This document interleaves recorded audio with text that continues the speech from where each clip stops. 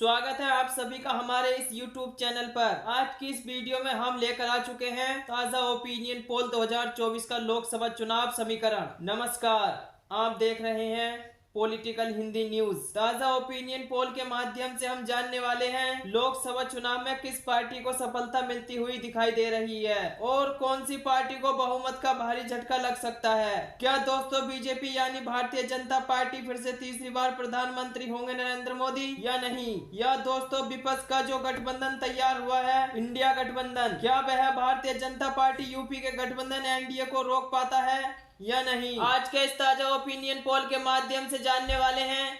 यदि दोस्तों आप हमारे इस चैनल पर नए हैं और आपने हमारे चैनल को सब्सक्राइब नहीं किया है तो चैनल को कर लें सब्सक्राइब, क्योंकि दोस्तों देश विदेश के ओपिनियन पोल वे एग्जिट पोल को साझा करते रहेंगे। आपको बताते हुए चलते हैं, हमारे देश में लोकसभा की कुल 543 सीटें हैं, जिसमें सरकार बनाने के लिए 272 सीटें जीतने की आवश्यकता होती है। किसी भी पार्टी को 2024 में सरकार बनाने के लिए 272 या उससे अधिक सीटें जीतने की आवश्यकता होती है। चलिए देखते हैं दोस्तों, बीजेपी गठबंधन एनडीए बहुमत का आंकड़ा पार करता हुआ नजर आ रहा है या नहीं। देखते हैं दोस्तों, विपक्ष का जो गठबंधन तैयार हुआ है कांग्रेस गठबंधन इंडिया कितनी सीट लोकसभा चुनाव 2024 में लेता हुआ नजर आ रहा है। और हम बात करेंगे अदर के खाते में भी कितनी सीटें जाती नजर आ रही हैं। आपको बता दें दोस्तों, लोकसभा चुनाव कितना नजदीक है। इसी बीच तमाम राजनीतिक दल सीट फार्मूला तैयार करती हुई नजर आ रही हैं। लगातार कड़ी मेहनत का सामना भी किया जा रहा है। इसी बीच ताजा सर्वे ओपिनियन पोल हम लेकर पहुंचे हैं। सबसे पहले हम बात कर लेते हैं तमिलनाडु राज्य की। तमिलनाडु राज्य में लोकसभा की 39 सीटें हैं। यहाँ पर बीजेपी के खाते में 2,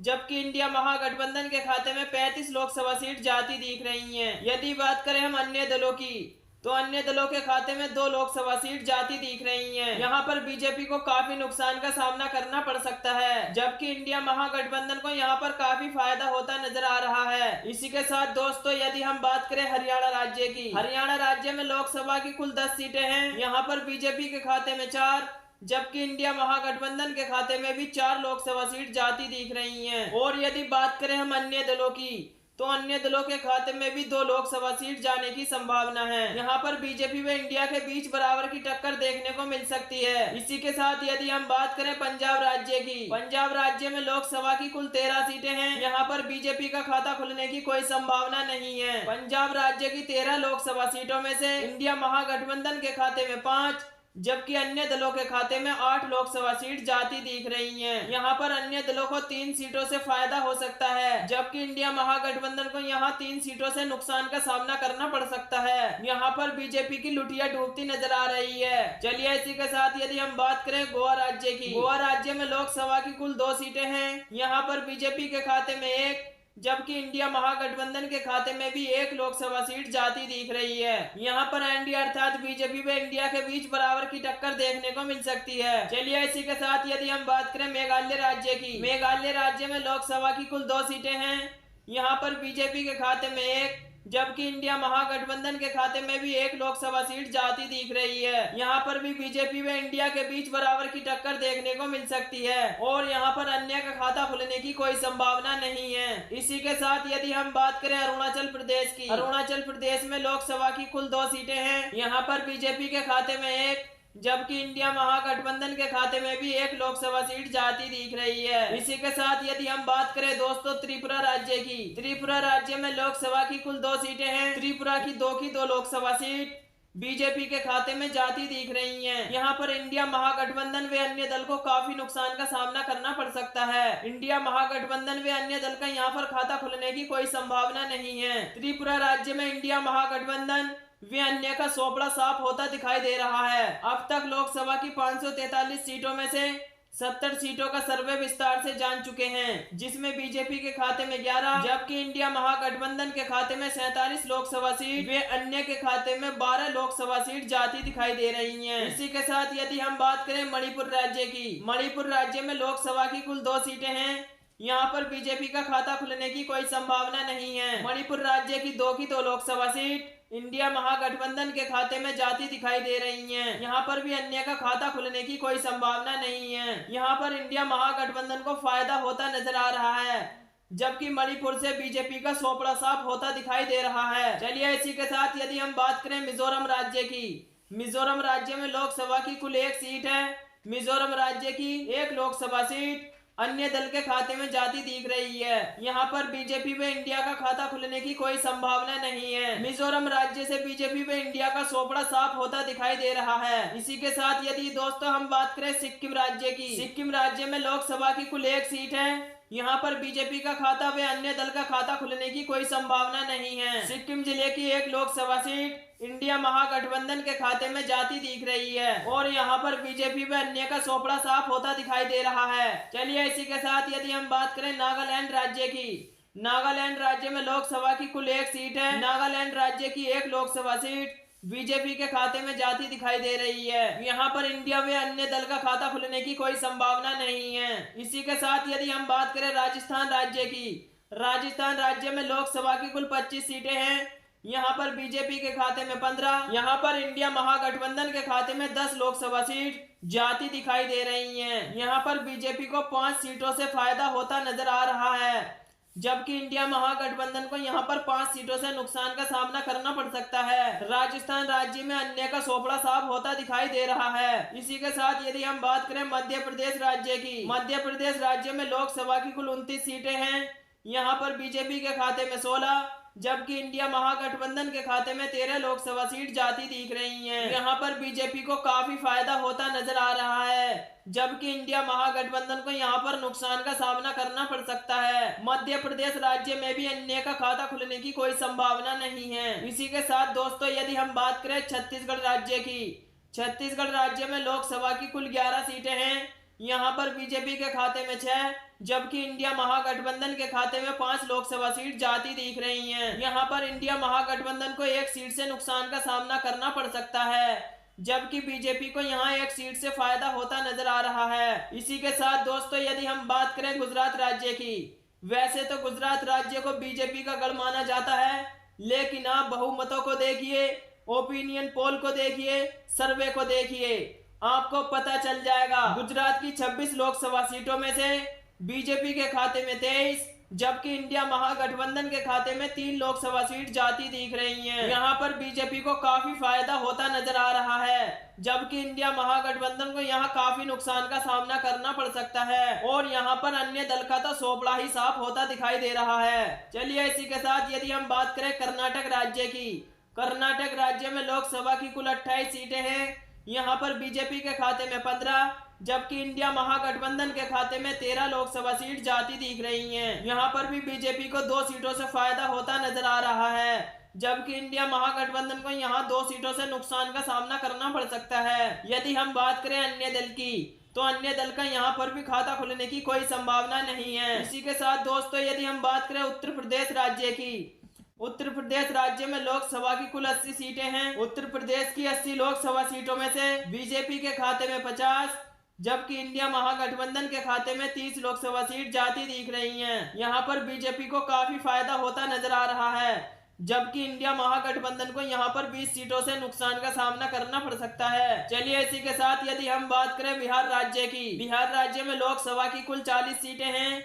यहाँ पर बीजेपी के खाते में 20, जबकि इंडिया महागठबंधन के खाते में भी 20 लोकसभा सीट जाती दिख रही हैं। बिहार राज्य में भी बीजेपी व इंडिया के बीच बराबर की टक्कर देखने को मिल सकती है। यदि हम बात करें अन्य दलों की, तो बिहार राज्य में भी अन्य दलों का सोपड़ा साफ होता दिखाई दे रहा है। अब तक लोकसभा की 314 सीटों का सर्वे विस्तार से जान चुके हैं, जिसमें एनडीए अर्थात बीजेपी के खाते में 157, जबकि इंडिया महागठबंधन के खाते में 144 लोकसभा सीट जाती दिख रही है। यदि हम बात करें अन्य दलों की, तो अन्य दलों के खाते में भी 13 लोकसभा सीट जाती दिख रही हैं। चलिए इसी के साथ यदि हम बात करें पश्चिम बंगाल राज्य की, पश्चिम बंगाल राज्य में लोकसभा की कुल 42 सीटें हैं।